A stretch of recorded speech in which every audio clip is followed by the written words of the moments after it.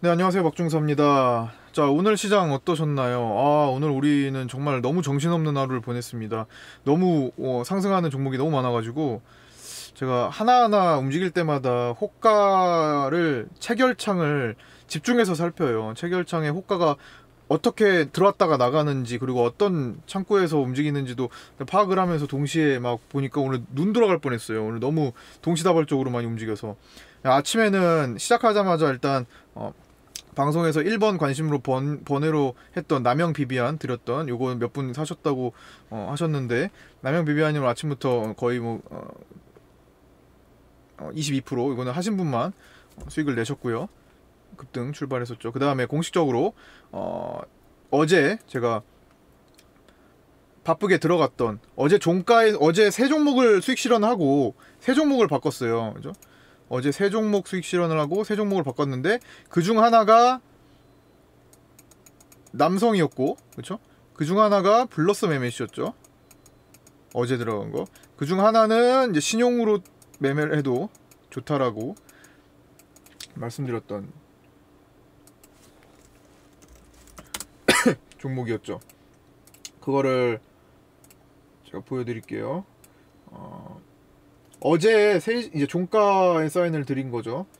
어제 종가에 요 부분,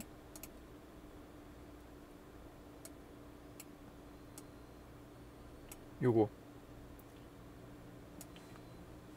자 보이시죠? 좀 작나?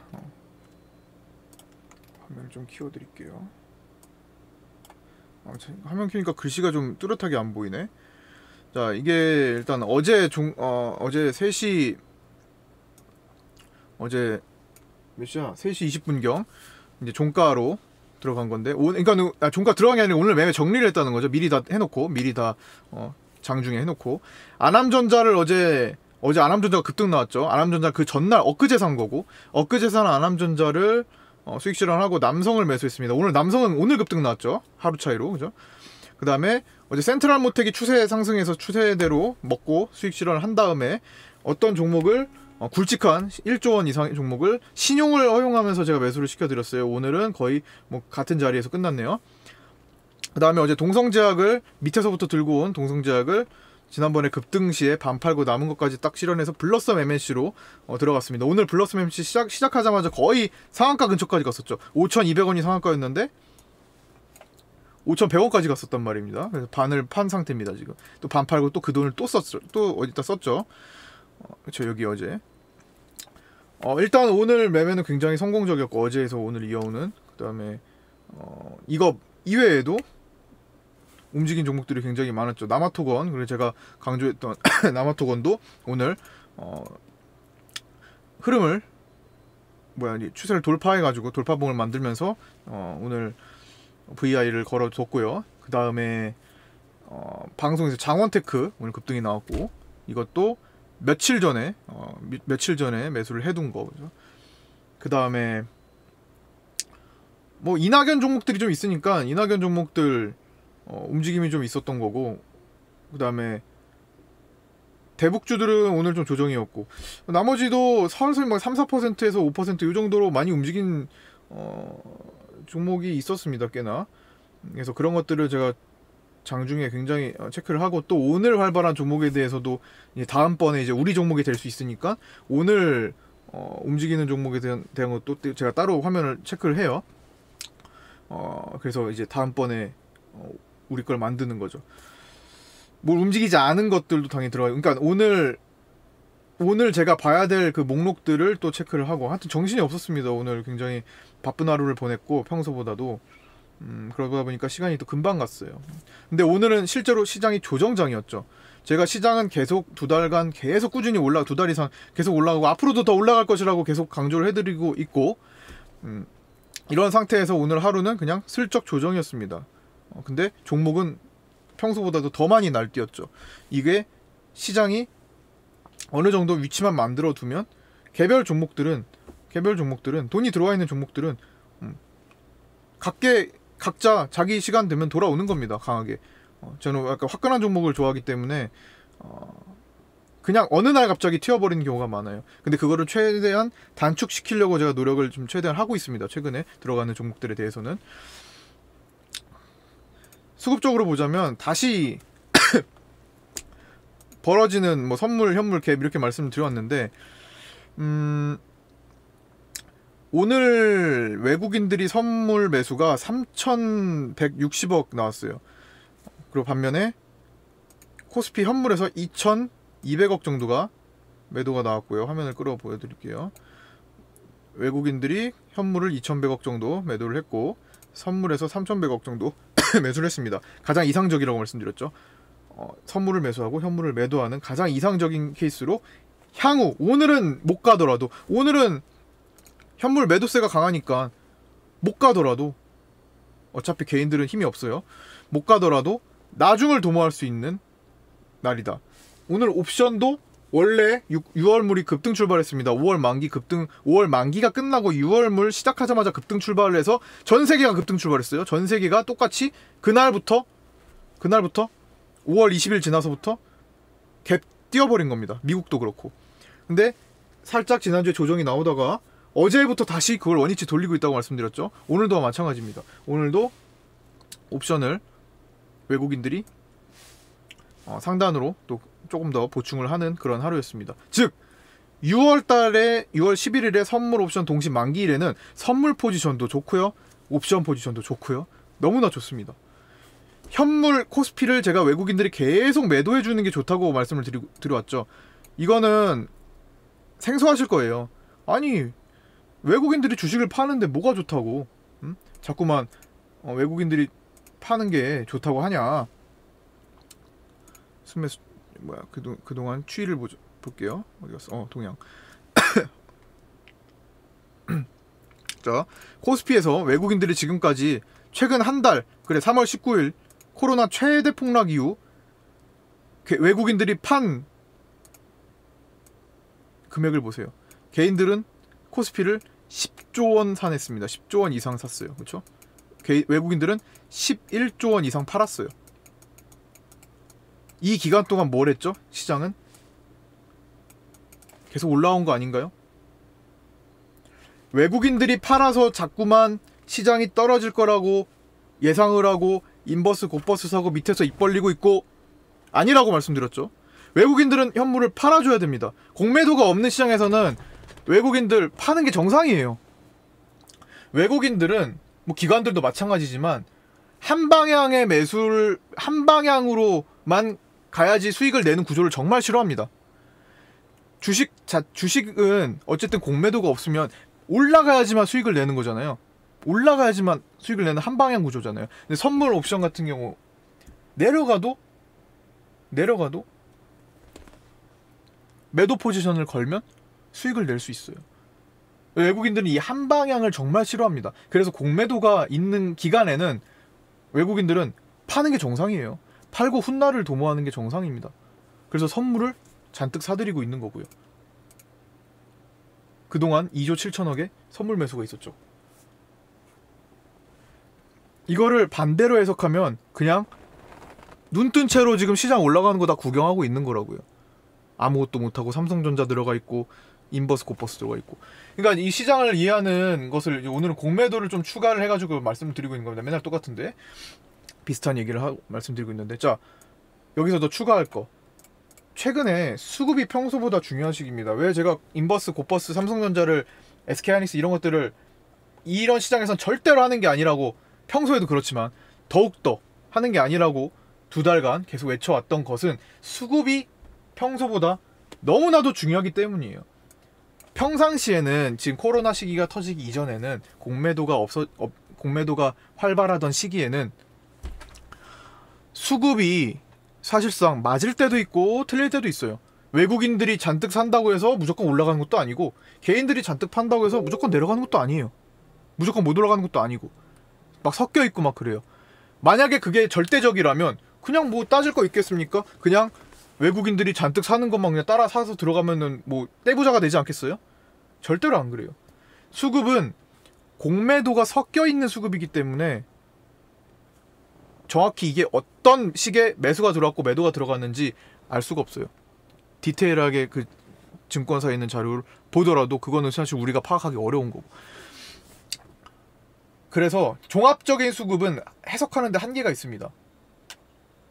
종합적인 수급은 삼성전자를 켜놓고 볼게요. 이 종합적인 수급은 평소에는 한계가 있어요. 외국인이 매수하는 시기더라도 못 올라갈 수도 있고, 그렇죠? 그렇게 해석하셔야 돼요. 그런데 왜 지금은 수급이 평소보다 중요하냐? 제가 말씀드렸잖아요. 여기에는 수많은 매매가 섞여 있다. 공매도도 섞여 있고, 공매도와 실매매가 섞여 있습니다. 그래서 토탈을 파악하기 어려워요. 토탈이 어떤 디테일하게 어떻게 들어갔는지. 그런데 지금은 어때요? 많은 종목들이 뭘 하고 있죠? 시장 조성자들만 공매도를 허용하고 있는 상태이기 때문에 공매도 자체가 지금 없는 시기죠. 2달간. 그렇기 때문에 여기에 나타나는 수급은 평소보다 신뢰도가 높을 수밖에 없어요. 공매도가 섞여있지 않은 수급이기 때문에 진짜 백이라는 거예요. 이걸 보고 해석을 하면 평소보다, 과거보다 확률이 높아지는 시기라는 겁니다. 그래서 그만큼 수급이 중요하고 제가 최근에 수급을 그렇게 따지고 있는 겁니다. 특히 어떤 종목에서? 인버스 곧버스죠. 오늘 곧버스 5,000원, 6,000원 뚫렸네요. 개인들이 뭐 하고 있어요? 절대로 못 간다니까요. 절대로 얘가 못 간다라는 의미는 시장은 계속 우상향한다라는 거예요. 근데 시장 우상향 조건이 완벽하게 퍼펙트하게 만들어지고 있어요. 너무 좋다라는 겁니다. 이 수급이 완벽하게 뒤바뀌지 않는 한 3일 연속?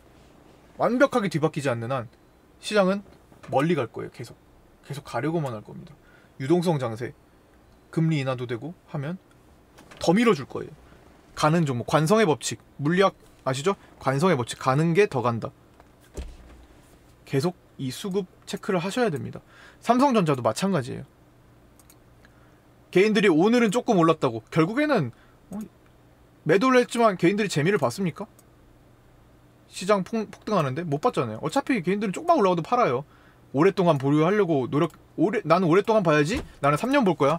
삼성전자는 올라가지 않겠어? 이렇게 했던 사람들도 조금만 올라가면 팝니다. 어차피 그게 주식이에요. 안 하던 사람들은 내가 삼성전자를 내가 처음으로 샀어. 안 하던 사람들이 그런 마음으로 샀어요. 안 할 때는 그럴 수 있죠. 내가 주식을 안 하니까 야 그거 주식 사가지고 3년 보면 되는 거 아니야? 주식 5년 보는 거 5년 갖고 있으면 되는 거 아니야? 그건 안 하는 사람들이니까 그런 거예요. 실제로 주식 하는 사람들 그게 됩니까 제대로? 지금 매매 맨날 호가 보고 있고 하루에도 몇 번씩 내 주식 얼마인가 보고 있을 텐데 그거 하는 사람들 입장에서는 말도 안 되는 소리예요. 다 물어보세요. 그죠? 그걸 안 하는 사람들 입장에서 그러는 거죠. 안 하는 사람이 하는 사람 입장이 됐을 때 이게 안 되는구나 라고 다 느끼면서 지금 팔고 있는 겁니다. 도저히 내가 못 가져가겠구나. 남들은 다 날아가는 듯이 내 거는 이러고 있네. 그냥 절대로 그런 계획이 이루어질 수가 없어요. 그런 계획은 정말 계획적으로 이런 종목이 아닌 경우에는 가능합니다. 왜? 올라가는 흐름이 정말 제대로 탔을 때는 갈 수 있어요. 하지만 이런 경우는 남들은 다 올라가는데 내 거 못 올라간다? 절대로 그냥 오래 못 봐요. 그래서 삼성전자의 수급도 중요하다는 겁니다. 수급이 완벽하게 뒤바뀌지 않는 이상 삼성전자 못 간다는 거예요. 시장이 코스피가 2200을 가고 2300을 가도 거의 못 갈 수 있어요. 가봤자 52,000원 정도? 못 갈 수 있습니다. 대신에 삼성전자를 대체할 만한 대장이 생겨나요. 시장을 이끄는 종목이 생겨납니다. 과거에 삼성전자가 2600을 갈 때, 그리고 그 이전에 시장을 이끌었을 때, 요때 2600을 갈 때잖아. 이끌었을 때 삼성전자가 했던 그 역할, 다른 종목이 탄생해버립니다. 그 후보로서 지금 카카오가 올라오고 있는 거예요. 시가총액 23조 원. 얘가 나중에 30조, 40조, 50조가 될 수도 있습니다. 물론 지금 각도 자체는 부담스러워요. 그러나 시간이 지나고 나면 정말 그런 종목이 될 수도 있어요.